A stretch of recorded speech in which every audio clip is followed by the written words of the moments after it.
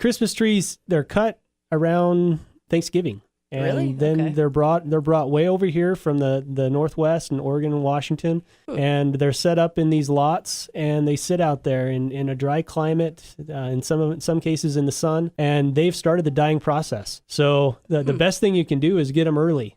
Go out and get your tree early. Get them in water as soon as possible. You don't have to put them in your house right away, but as soon as you see those lots start to open up, the best thing you can do is get your tree. Turn down the thermostat a little bit in your house. Anytime you can decrease the temperature, you're decreasing the evapotranspiration on the tree, so they're not going to lose as much water.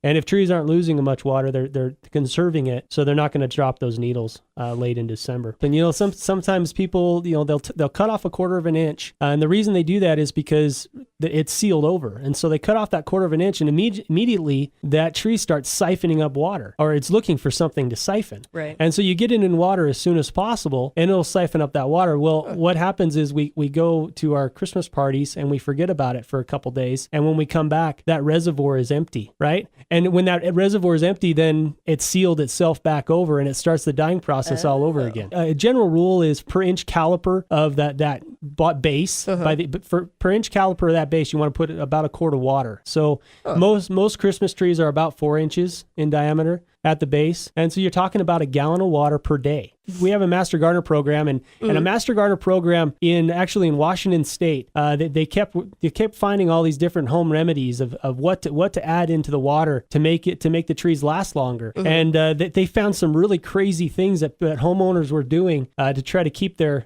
Christmas trees alive. They were using Viagra and 7-Up and Sprite, and they were dropping a bunch of pennies and coins in the water, and just weird things that they're like, well, why would that work? And so they said, well, let's test it and see if it does work. So they took a greenhouse and they put all these trees in it, and they had this replication trial going on. Right. Come to find out, the trees that were added some sort of sugars, so the 7-Up, the Sprites, or just a couple teaspoons of sugar, that water turned milky and started rotting. Gross. Because that's what sugars do, right? They start fermenting. Rot your body. And so that sealed up the cambium of the tree, and those trees dried out a lot faster. The Viagra did nothing, and the coins did nothing. The thing that worked the best was lukewarm water. It makes sense to me. It's funny. I love when they do studies. Just ridiculous. But it sounds like a whole lot of fun, and that's a great way to get people interested in science. And speaking of the Master Gardener program, it starts in January. Can you kind of talk about that? Oh, definitely. The Master Gardener program is a volunteer-based program. We do a lot of great projects in the community to just promote horticulture. We talk about putting together projects with the schools, beautification projects, and they take care of a lot of that through the summer. We also run diagnostic clinics where people in the community can bring plant problems to us, and we identify them for them. I'm the coordinator and the instructor for the program. We start up at the end of January. We will have a class here in Twin Falls in the evenings on Tuesdays, and we'll have a class in Shoshone Wednesday mornings, and we'll have a class in Rupert Wednesday afternoons. Magic Valley Horticulture. Just look us up online. You can do a search for Magic Valley Horticulture. Things will pop up like our website, which is www.hortmagic.org. And then you can also look us up on Facebook, and we have a lot of great material on there. And on our website, there's a link for the Master Gardener program. You can read more about the Master Gardener program. If you're interested in becoming a Master Gardener, registration is open for our January classes, so give me a call. This time of year, we get a lot of questions about houseplants because that's what people like to grow. So we have poinsettias is a great holiday houseplant, and just coming up this weekend on the 12th is National Poinsettia Day. So get out and buy your wife a poinsettia. And what? You've never heard of National Poinsettia Day? No, I'm writing it down. I'm like, oh. So December 2nd is National Poinsettia Day. It is a celebration of the person that identified poinsettias, and it's actually Joseph Poinsett.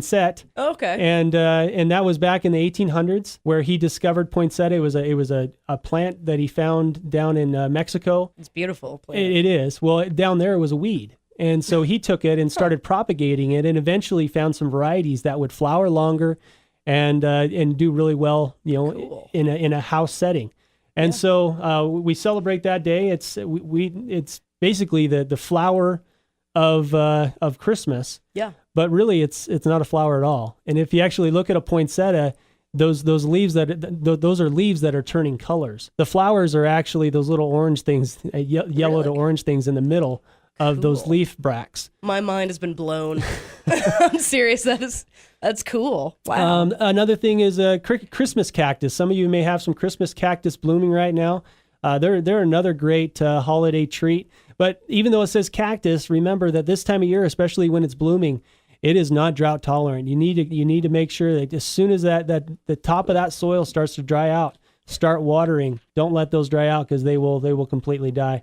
As well with the poinsettias, they need to have. They don't like a lot of sunlight, so keep them away from those southwest side windows, and keep the water on them. Mm-hmm. If they dry out at all. And they start wilting. If they get to the wilting point, you might as well throw them away because adding water, they'll start to turgid back up, but all their inside leaves are just going to fall off, and then you'll have this little spindly looking thing, and it's not worth keeping. So sounds like don't let those dry out. Question for you: Yes, are poinsettias poisonous? That is a great question, and it's a common myth dated back to 1919, believe it or not, right. Where there was some litigation that happened where a mom claimed that her daughter had eaten a couple poinsettia leaves and had died. And research, from then on proved that it was not true, but it stuck. That myth, that understanding stuck. It is not true. It does come from the spurge family. The poinsettia plant itself comes from the spurge family. You see that milky sap, right. And that freaks people out because there are some highly poisonous plants that come from that sappy milk. Right. That milky sap family, which is the spurge family. But there are other toxins at work in those highly toxic plants. Probably shouldn't eat it, though. I mean, just probably shouldn't really eat it. Yeah, and some people are allergic to latex. And so, some people could have an allergic reaction, but they don't have the right toxins to make them highly toxic. Right. If you're interested in becoming a master gardener, registration is open for our January classes. So give me a call, hortmagic.org.